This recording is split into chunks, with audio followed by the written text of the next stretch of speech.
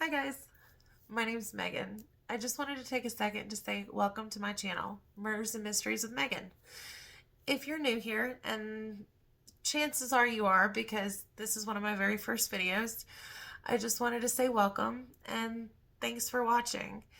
And I'd love it if you would stick around and maybe click that subscribe button and maybe that notification bell so that you're notified every time that I upload. Anyways, I just wanted to take a second to say thank you for joining me today. I'm honored that you're here today, and I hope that maybe we can cover a lot of these cases together. I would love to hear your thoughts and comments, down below. Are there any, cases that you would like to hear about that you'd like for me to cover? And what are your thoughts about this one?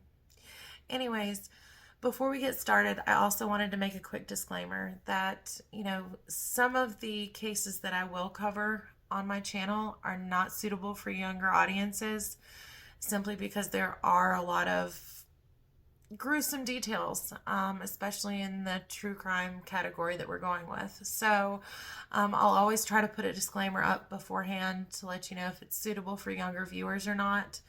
I definitely don't want to cause you to watch something that you don't need to hear, don't want to watch. If you have a question about it and you are a younger member of the audience, maybe check with mom and dad, see what they think. If it's okay to go ahead and watch the video as well. Anyways, hope you guys have a great day, and I hope you enjoy the video, and I look forward to hearing from you. Today's case is just going to be a little short one today. However, I wanted to do this case because I grew up in Western North Carolina, so I wanted to cover something that was kind of local, to where I'm from. This case actually took place not far from here in a place called Chapel Hill at the University of North Carolina. The case that we're going to talk about is about a woman. She was a 21-year-old transfer student named Sue Ellen Evans. She actually was majoring in economics and was originally from Mooresville, North Carolina. She'd come over to the University of North Carolina to take on some summer classes and get ahead in her studies just a little bit before the fall classes started up again. So as she was finishing these classes up on July 30th, around 12:30 p.m. is when the murder occurred. Before that, the day started out like any other day.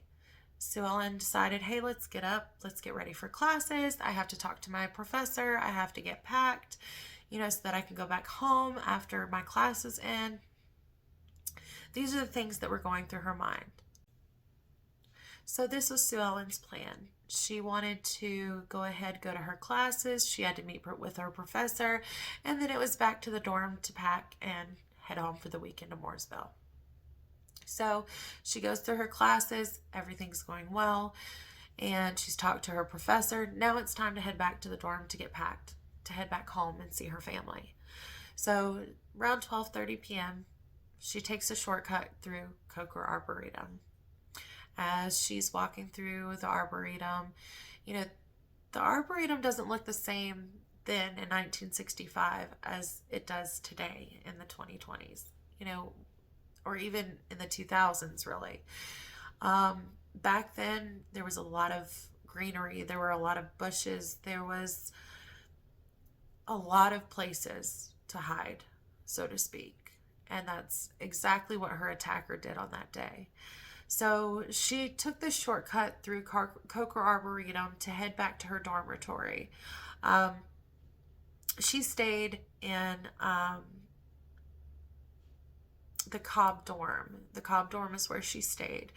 And so she was heading back to the Cobb dorm at 12:30, cutting through Coker Arboretum like she had done many other times that other students had done. This was a well-traveled shortcut. So she decides to take that way, and as she's walking through, she comes up on Raleigh Street exit, right in front of McIver Hall. As she gets there, a male assailant jumps from behind the bushes, grabs her, and proceeds to attack her. Sue Ellen, being the woman that she was from a small town. She wasn't used to situations like this. She was the type of girl that if she met a stranger on the street, she'd say, "Hey, how are you doing? I hope you're doing great today. Have a wonderful day." Smile, wave. That was the type of person that her sister even said that she was. In fact, I'm going to read to you what her sister actually stated. Her sister said, on that day, she had probably taken a shortcut through the Arboretum back to the dorm to pack and get ready to come home. As she walked there, someone stepped out of the bushes. When he stepped out, she maybe even spoke to him. She was just a small town girl. So this is what her sister Elaine had said and told the police as they were investigating this. Of course, after the assailant had jumped out and she realized this wasn't a friendly person. This isn't somebody that, I want to spend some time around. I want to get the heck out of here as many means as possible. I'm going to fight back. I'm going to scream. So that's what she did. Sue Ellen started screaming. And at this time, people heard her screaming because, like I said, this was a well-known area. People walk through here all the time, and there were exits all along the Arboretum. And so it was, this is where things get a little hazy because reports say that, okay, well, it was two nuns that found her, after the attack. It was some of her colleagues, in school with her and her peers that found her. There's always all these disputing reports about who actually found her first. But whoever found her, they all said what they heard was, "He tried to rape me. I think I'm going to faint." She didn't realize she'd been hurt. It was later actually revealed that she had been stabbed in the heart and in the throat before she fainted and died. Those were actually her last words, was, "I think I'm going to faint," after saying that he had tried to rape her. So this is awful. The girl was in such shock. She didn't even realize what was happening or going on, other than she just felt faint and she was going to pass out. But according to the chief that was on the case, the police chief, W.D. Blake, had stated that it looked like it was a type of switchblade, approximately 4 to 6 inches in length. So at this point, they're questioning everybody. As the police are going around and asking all of these people, there are 2 potential suspect descriptions that come up. The first one is, somebody had said that they saw the janitor there on campus leaving Coker Arboretum around the same time that Sue Ellen was attacked. It was an African male that worked there, and after the police officers questioned him, they looked him over. There were no defensive wounds, nothing to indicate that it was him at all, so they let him go. The next description of a suspect that they had was of a man approximately in his 50s with red hair. They said that they saw him coming out of the Arboretum nearby with blood on his clothes. Sounds obvious, right? Like, duh. You see somebody with blood on their clothes fleeing the scene around an attack, you might want to check up on it. So, of course, they got as much description as they possibly could. The only thing they could provide was 50s, red hair, drove off in a 1961 to 62 Rambler. That's it. Of course, that wasn't enough to really go on, so they were never able to find the suspect and question him. So that person was never confirmed who that was.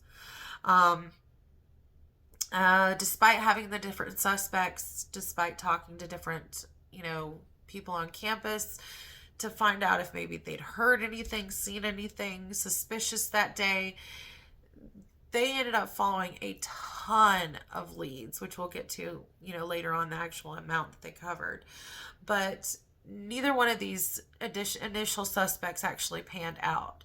So what a lot of the students at the university decided to do, because there weren't a lot of answers, there wasn't a lot for things for the police officers to go by, the university students came together and said, okay, look, anybody that has any information on this, we'll give you a reward. Like, we want to catch this guy. We want to find out who this is.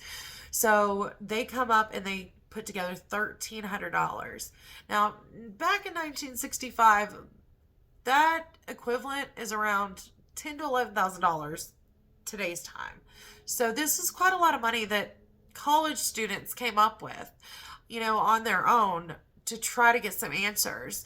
Another thing that they did is there were a lot of the guys on campus. There were reportedly over 200 guys that came together shoulder to shoulder and walked through the Arboretum to try to see if they could find any evidence, find the weapon, anything that would bring some answers or potentially shed some light for the police officers who did this to her and what brought about this attack. Was it somebody that she knew? Was this some random Joe on the side of the street that decided to attack her just to get his jollies off, so to speak? These are the things they were trying to figure out and what was going on.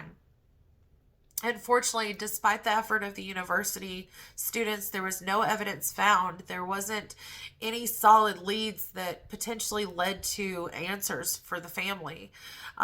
So even to this day, I think in 1997 was the last time that they really had any kind of leads that they tried to follow up on.